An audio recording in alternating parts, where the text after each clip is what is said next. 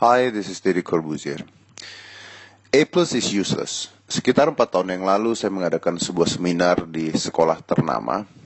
Dan hasil seminar saya sangat amat mengguncang sekolah tersebut. Karena setelah itu banyak guru-guru dan kepala sekolah yang datang ke saya mengatakan bahwa yang saya katakan tidak layak dikatakan untuk para murid yang mendengarkan pada saat itu. Karena saya lebih pro ke murid dibandingkan ke sekolah tersebut. Tapi saya akan mengatakan ini lagi ke Anda supaya Anda bisa mendengarkan apa yang saya katakan pada saat itu, walaupun dalam waktu yang singkat karena hanya dalam bentuk rekaman suara saya. Pertama, saya ingin mengatakan dulu bahwa sekolah itu penting.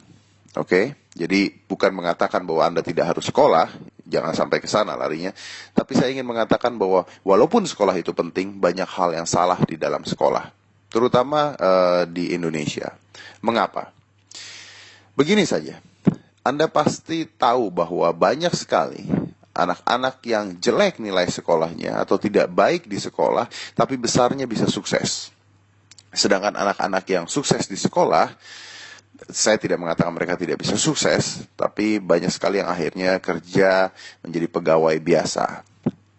Kenapa hal itu bisa terjadi? Karena masa depan tidak ditentukan oleh sekolah. Kalau Anda lihat bahwa apa sih yang ingin dibentuk oleh sekolah? Menurut saya hanya satu. Sekolah ingin membentuk anak-anaknya untuk menjadi guru. Ya. Jadi guru matematika ingin membuat anak-anaknya menjadi guru matematika. Guru sejarah ingin membuat anak-anak yang belajar menjadi guru sejarah. Begitu juga dengan guru-guru lainnya. Anehnya, kalau kita ambil seorang guru, ambil saja guru matematika, lalu kita berikan dia tes tentang geografi, saya berani yakin bahwa guru matematika tersebut tidak bisa menguasai geografi. Atau guru kimia, kita tes seni rupa, saya yakin guru kimia tersebut tidak bisa melakukan tes seni rupa atau nilainya jelek. Atau guru seni rupa, kita tes olahraga, pasti dia juga tidak bisa olahraga dengan nilai baik. Lalu mengapa kalau guru-guru tersebut tidak bisa melakukan hal yang lain dengan baik, tapi murid-muridnya dipaksakan untuk mendapatkan semua nilainya baik? Aneh kan? Kalau gurunya saja hanya menguasai satu mata pelajaran, mengapa semua murid harus menguasai semua mata pelajaran? Ya, mungkin untuk dasar katanya. Tapi toh ternyata ketika sudah dewasa, sang guru pun sadar bahwa dia tidak menggunakan atau tidak memerlukan semua ilmu pelajaran yang diberikan pada saat dia kecil. Ya tidak.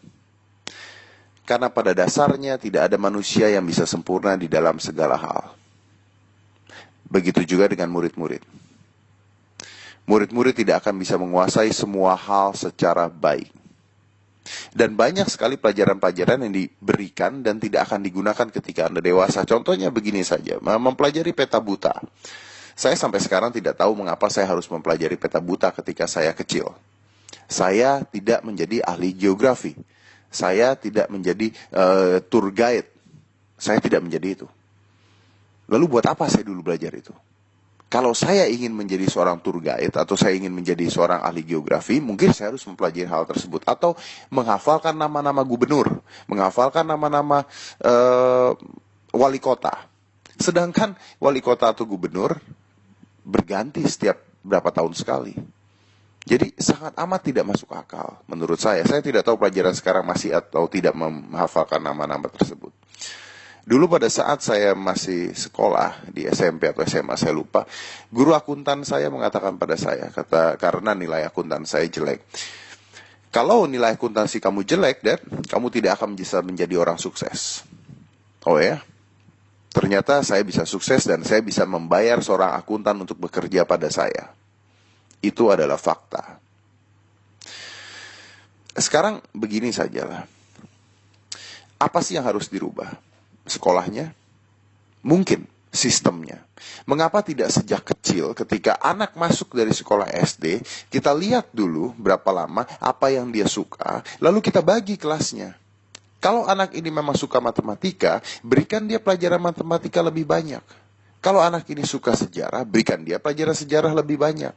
Jadi seperti orang kuliah, tapi sejak kecil. Jadi sejak kecil anak ini sudah dijuruskan ke pelajaran yang dia suka. Bukan dijejalkan dengan semua pelajaran yang dia suka atau tidak suka, harus bisa, harus hafal. Ada anak-anak dengan ranking 1 yang bisa menghafalkan semuanya. Tapi begitu dia menjadi dewasa, pikirannya telah terkotaki, kreativitasnya telah buntu, otak kanannya tidak akan jalan.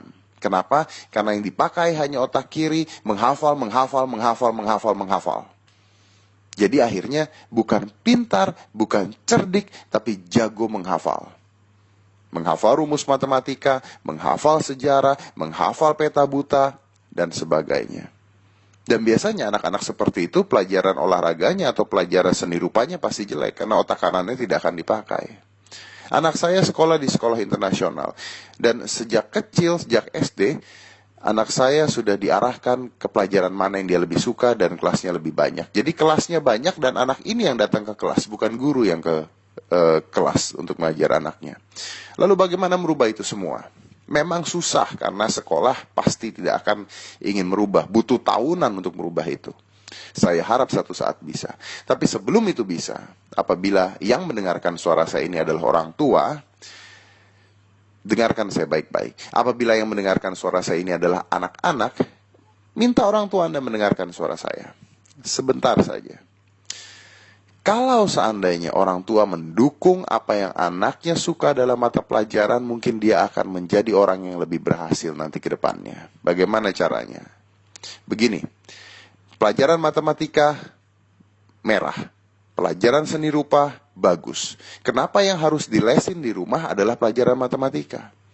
Kenapa memanggil guru matematika untuk memberikan les tambahan matematika? Tidak perlu kan? Kenapa tidak dilesin sesuatu yang memang anak itu suka?